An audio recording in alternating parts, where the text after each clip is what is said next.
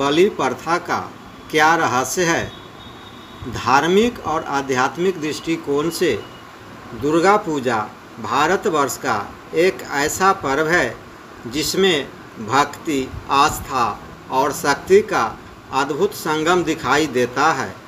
यह पर्व केवल देवी की आराधना का उत्सव ही नहीं, बल्कि मानव जीवन के गहन आध्यात्मिक रहस्यों का प्रतीक भी है। परंतु जब हम दुर्गा पूजा की बात करते हैं तो एक प्रश्न मन में अवश्य आता है, बलि प्रथा का रहस्य क्या है? देवी को प्रसन्न करने के लिए बलि क्यों दी जाती थी और क्या इसका कोई गहरा धार्मिक व आध्यात्मिक महत्व है या यह केवल एक परंपरा भर है? बलि प्रथा का प्राचीन स्वरूप।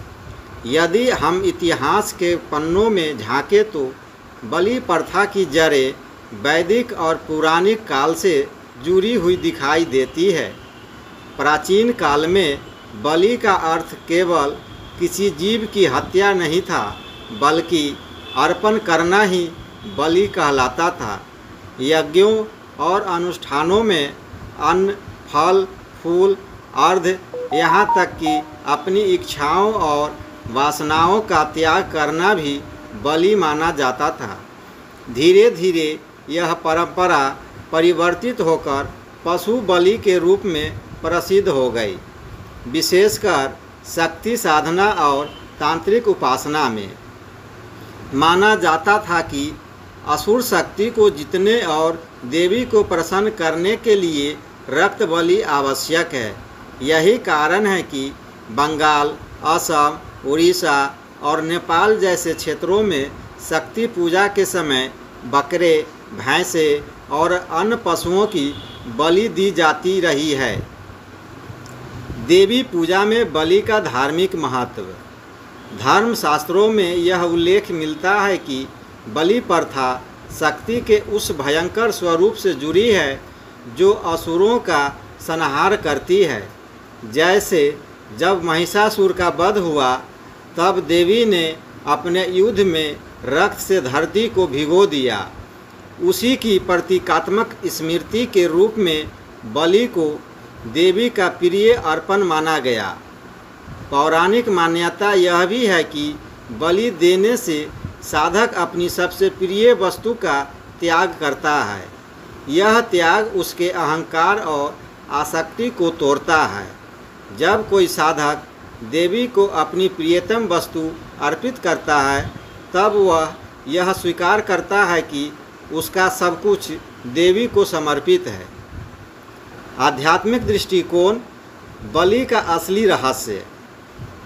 यदि गहराई से देखा जाए तो बलि का अर्थ केवल पशु की हत्या नहीं है। बलि का सबसे बड़ा रहस्य आत्मबलि है। काम, क्रोध, लोभ, मोह, अहंकार और ईर्ष्या ये मानव जीवन के असली राक्षस है। इनका वध करना ही असली बलिदान है।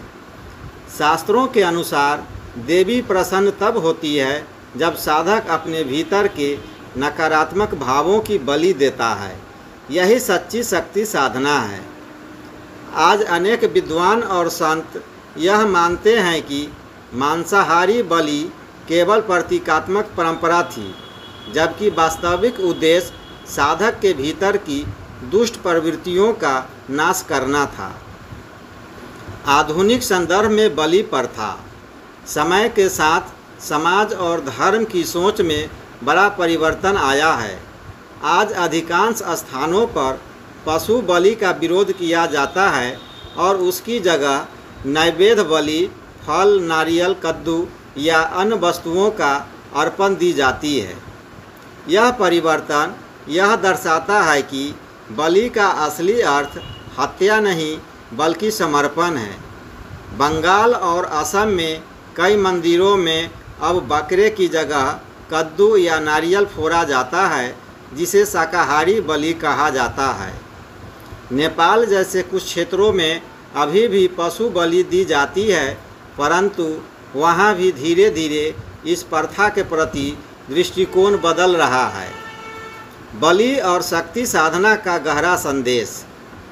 दुर्गा पूजा में बलि प्रथा का मूल संदेश यही है कि जब तक हम अपने अंदर की आसक्तियों और दुष्प्रवृत्तियों का त्याग नहीं करेंगे तब तक देवी की कृपा प्राप्त नहीं हो सकती।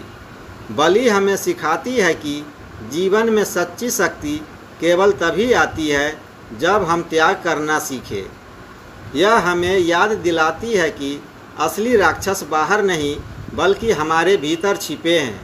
इनका वध करना ही देवी की पूजा है। दुर्गा पूजा में बलि प्रथा का रहस्य केवल रक्तपात या पशु हत्या में नहीं छिपा है।